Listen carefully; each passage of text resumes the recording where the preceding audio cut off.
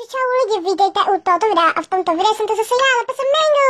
Jen jakoby, předem bych se vám strašně moc chtěla omluvit za to, že nevycházela poslední dobou videa. Je to kvůli tomu, že jsem byla na škole v přírodě a teda vy víte, to myslím. No a toto video, jak jste poznali podle názvu, je moje morčátka. Ano, mého psa Chiliho znáte, ale ještě nikdy jsem vám neříkala, že mám morčátka.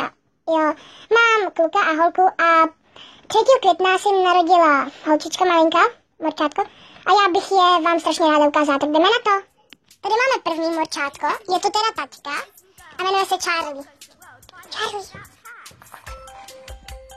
Teď se dá odděleně, protože tatínek s ním teď být nemůže a je hodný. Charliečku, pojď se nám ukázat.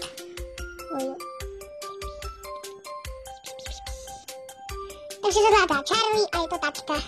Takže tady je ta maminka a její morčátko. Tak se na ní podívat. Je to má velký barák. Kuk. Takže nejprve se podíváme na maminku. No tak. Mami. Tak tohle je teda maminka. Jmenuje se Vanilka. A bílá. S flekama. A tak jako posledního tady máme naše malinký miminko. Víte, naše všechny morčátka se bojí třeba vylízt ven z domu, jenže ona se nebojí, protože, já nevím proč, jo, když ji chytám. Takže tohle je teda holka, jmenuje se Nugetka a je taková hnědá a černá. Víš? A tam to je Vanilka.